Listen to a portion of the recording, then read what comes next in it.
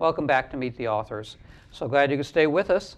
We're here today with an author who's very well established and well known here in our local community here in Ocean Springs, Mississippi, where we broadcast from. And his name is Robert Hirsch. Robert. Thank you for having me. We're so glad you could come. Well, I've been looking forward to this all summer. And we've been looking forward to having you. So glad I can see you laid out in your beach outfit. I just came from the beach. I'm sorry. That's good. No, it's very typical. It makes us feel like we're right here in Ocean Springs. It's a beautiful place in South Mississippi for those of you who haven't visited us yet. But we're here to talk about your book. Hold up your book and show it to the camera. This is actually, Phil, this is book number 2 in a 5-book series. I have completed 4 of the 5, and I'm in the process of writing book 5. You are prolific and so wordy. Hopefully book 5 will come out about October. October, right? Coming up soon. Yeah, and each of these books are about 550 to 600 pages. So really for serious readers of historical fiction. It's perfect for beach reading, right? Oh, absolutely. Spend a whole week reading one of your books, and this is book 2. So when did the first one come out? First one came out just about 2 years ago, Promise of the Black Monks. And the black monks being the Benedictines because they wore black robes as opposed to brown robes and white robes. I didn't know the difference. And the story takes place, starts with a young boy at birth who eventually is abandoned to the Benedictine monks in France, 11th century. And you lived in France? Yes, I've actually lived in France for 3 years and attended French schools. So I jumped right into the French culture and actually returned to Paris to research this series 6 years ago. I just came back from Paris. I have a girlfriend who's French, and she's trying to teach me French, and so far I'm pretty good at bedroom talk, and that's about it. A French girlfriend, lucky devil. Yeah, she's a good one.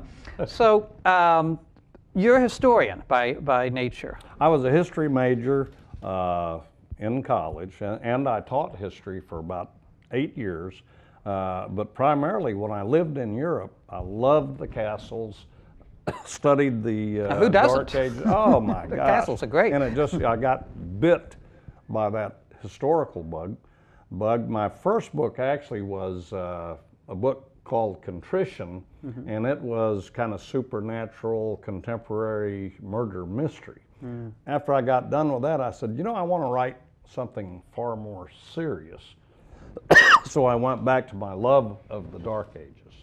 And then things got totally out of hand. I wanted to write one book and be done with it, and the next thing I knew, I had published 4 books and now trying to figure out how to end this. Everything has to have an ending. Go on forever. But this is set in the Dark Ages. You're telling me, I think, 11th century, before the First Crusade. Yes. The first book starts with Pope Gregory and the Benedictines, and book 5 that I'm working on will be actually the capture of Jerusalem by the First Crusaders, which the First Crusade, by the way, was the only crusade that we won, that the Christians won. Took them by surprise. Yes, we did. Who would have expected all these Christians come from Europe?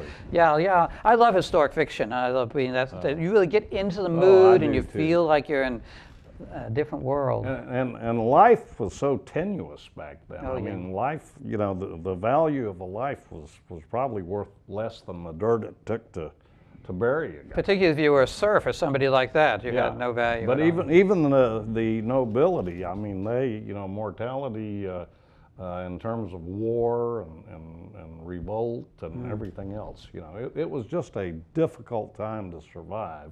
And I like to write about the human condition, and I've always felt that we as humans, we like to think we're in control of our destiny, and we are not. I feel that we're all thrown into time and circumstances that we can't control, whether it's war, starvation, the economy, you know, being abandoned by family. I mean, so many things. It's many such a coincidence. I mean, I was born in America, raised in America, and had this great life. My life has been blessed in so many ways. But we know about your history is totally different. You were born just before the Korean War, and you had to hide, or you had been murdered as a baby and had your hair shaved. Tell us a little bit about that life. Well, I was born in 1948. My mother was Korean, and she was not married, but she fell in love with an American GI from Wisconsin. She was pregnant. He promised to marry her and take both of us to America. Well, when he came back to the States, he fell in love with a raven-haired beauty from Slocum, Alabama, married her, forgot about us. My grandparents, being good German Catholics, said, we will not leave a grandchild of ours in Korea, you know, starving to death during the war. So they worked. It took them about 3 to 4 years. They managed to get me over to the States. My mother sent me to my grandparents, and I met her 40 years later. Wow. You know, we reunited. Took you 40 years to see your mother again. Yeah. And I really, you know, I was a child. Kids are resilient. I really just, my heart is broken for what my mother went through, because she just suffered for 40 years and felt guilty and was worried and everything else. So it was a wonderful reunion. Tell us, you're going to read a little bit. You said the prologue or the dedication? Well, yeah, I could read your 1,000 action scenes, but what I'd really like to do, Phil, is read the dedication to my grandparents. Oh, what a sweet thing. They are both deceased. Very applicable, since we just had a story about them. Rather than read an action section. But there's plenty of action in the book, just trying to reassure everybody. It's a very oh yeah, it is full of war and intrigue, but this is the dedication I wrote. This book is dedicated to my beloved paternal grandparents, Tressie and Leo Hirsch of Medford, Wisconsin, tiny little dairy town. Despite having never set eyes on me other than in pictures, despite their humble status as county dairy farmers, and despite impossible government red tape exacerbated by war, they struggled tirelessly about 4 years to see that I was able to escape war-torn Korea in 1953 and establish a new future in America. And my life in America, Phil, has just been incredible. You know, so I am so thankful. This they accomplished only through unwavering perseverance, their own innate, deeply ingrained goodness, their inviolable love of family, and the generous assistance of United States Representative from Wisconsin, Mr. Alvin Edward Okonski, who was deceased in 1987. So it was a miracle that I got to come here and just enjoy the fabulous life that I've had. God bless America. Not too. Amen. Amen to that. So this is wonderful. So you're going to be finishing your 5th book. It'll be out in October. Yes. And then what are you going to be doing?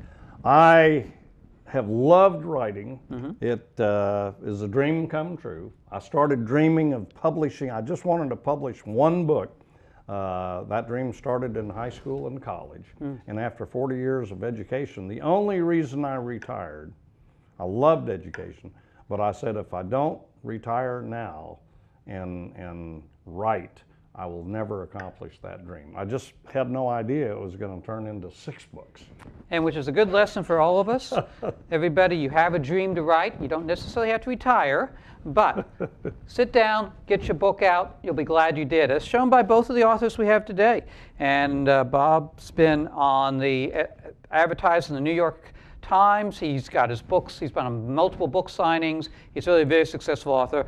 Thanks so much for coming on our show. Phil, thanks so much for having me. I mean, just such a pleasure to talk to you. And I've also done some book signings with yourself. Yeah. And it's always good to run into you. Yeah, it's fun. It's fun. We have a good community here of writers, and we'll have more of them coming on our show in the next few shows. So in addition to that, I'm going to be putting in some of my interviews. Check them out on YouTube, and they'll be here on our show soon. So come back and visit us again on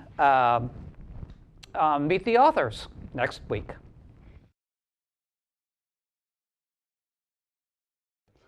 Go to my website, drstreams.com. You can pick up any of my books or any of our guests' books. All the guests have been invited to put their books on my website and get them directly from there.